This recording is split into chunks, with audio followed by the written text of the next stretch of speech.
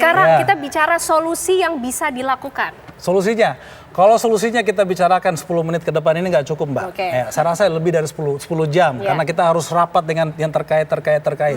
Yang begini, intinya yang apa diungkapkan oleh salah satu wakil kepala daerah itu di medsos, di Instagramnya Bang Saroni, bahwa ini jalan nasional yang sudah sering rusak, udah sering diperbaiki, dan tadi Pak Bupati bilang jalannya, tanahnya itu bergerak. Itu sebenarnya ada solusinya.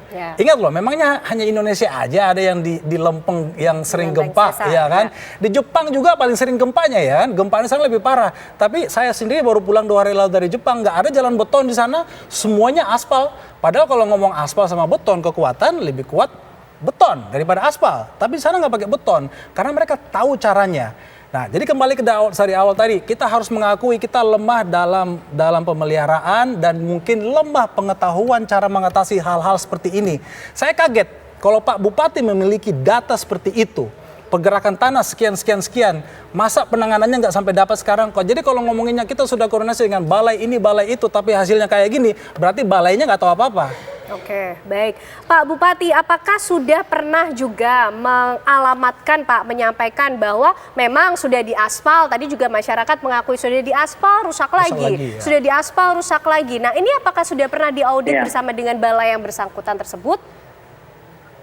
Ya, saya kira itu kan tanggung jawab dari mereka. Saya nggak bisa berkomentar terlalu jauh terhadap itu. Cuma dalam hal ini pemerintah Tapanuli Selatan yang dilakukan adalah koordinasi. Kemudian kita juga pernah lakukan penimbunan jalan yang sifatnya darurat. Bahkan yang terakhir sebelum Lebaran kemarin kita betul-betul memperhatikan karena kita pahami ini jalan yang merupakan akses langsung, Mbak, antar provinsi, ibu kota provinsi dari Sumatera Barat ke Sumatera Utara, Mbak. Oke, baik. Ketika status jalannya nasional, ini artinya kebutuhan masyarakat tinggi dan menjadi penting untuk mendapat perhatian utama. Kita akan kembali bersama dengan Pak Bupati dan juga Bang Ronald, tapi usai jeda pemirsa kami kembali untuk Anda. Sejak kunjungan Presiden Jokowi meninjau infrastruktur jalanan yang rusak di Lampung dan mengundang masyarakat untuk melaporkan kondisi jalan di daerah mereka pada akun sosmed @Jokowi. Jagat sosmed seakan dibanjiri video viral kondisi jalan yang rusak parah dari berbagai daerah. Dari mulai kondisi jalanan di Lampung, Katingan, Sampit, Probolinggo, Ogan Komering Ilir, Labuan Batu, hingga di Tapanuli Selatan, Sumatera Utara. Semua tempat seperti berebut menuntut perhatian dan perbaikan dari pemerintah setempat. Apakah jalanan rusak tersebut segera mendapat perbaikan setelah videonya viral? Mari kita tunggu bersama.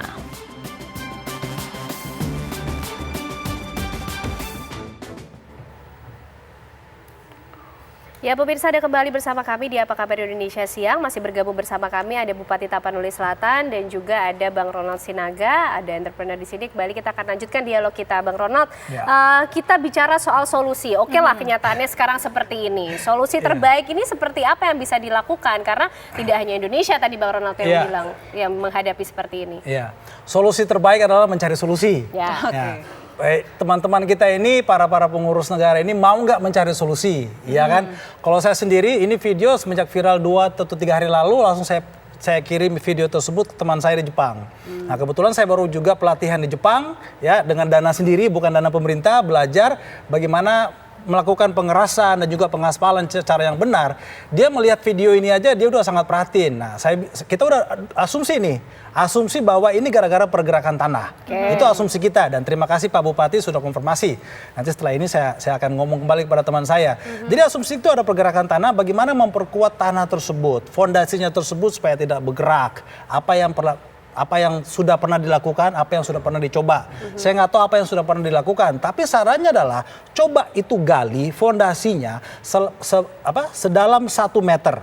Jadi setelah digali dalam 1 meter, siram sama semen, dicampur sama semen, baru dilakukan pemadatannya. Pemadatannya itu bukan hanya sehari 2 hari, Pak, benar-benar dihantam itu tanah, dipadatin, baru diaspal minimum setebal 20 cm. Nah, setahu saya ya dari pengalaman saya yang evaluasi jalan di Indonesia ini, kebanyakan itu aspal, khususnya jalan lintas ini yang saya udah pernah ukur, itu aspalnya itu antara 5 sampai 7 cm. Kurang dari standar yang sebenarnya di Indonesia itu standarnya begitu.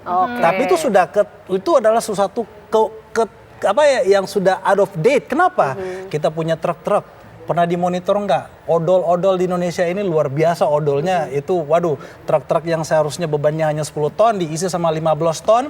Terus kapasitas aspal begitu, fondasi yang tidak dipadatin sedemikian rupa yang seharusnya, terjadilah kerusakan secepat mungkin. Jadi sebenarnya ini banyak yang harus dilibatkan untuk mempertahankan jalan-jalan gitu. Karena masalah dan perubahannya kompleks. Sangat kompleks, tetapi kalau teman-teman kita niat, pimpinan-pimpinan kita niat dari tingkat bawah sampai nasional niat memperbaiki, ini juga harus koordinasi sama Dishub, sama kepolisian, ya kan? Yang kalau sudah terjadi kayak kita lihat di video ini banyak yang terlibat. Kita lihat truk yang terbalik aja, itu sudah odol sebenarnya. Tapi kan kita fokusnya lihat, wah jalannya rusak. Tapi ada yang perhatiin nggak truk-truk yang lewat tuh, tronton yang lewat sini apa, yang jungkir balik gimana, kenapa dia jungkir balik. Jadi banyak yang harus dilibatkan, tetapi utamanya cara penanganannya. Apakah mau ditangani dengan yang benar, apakah pimpinan kita mau bertanya. Itu aja, saya pernah utarakan di YouTube saya, di podcast saya, waktu saya diundang podcast, saya bilang, kalau kepala daerah bingung nih, atau mungkin tidak yakin dengan kepala dinasnya, hubungin saya, konsultasi sama saya gratis. Ya, ini bukan promosi saya, tapi dengan maksud adalah kepala daerah jangan malu-malu bertanya. Ya kan, kalau Bapak tadi Pak Bupati bilang kita udah sering koordinasi, tapi terjadi lagi. Cari orang baru untuk bertanya, jangan ditanya di tempat yang sama.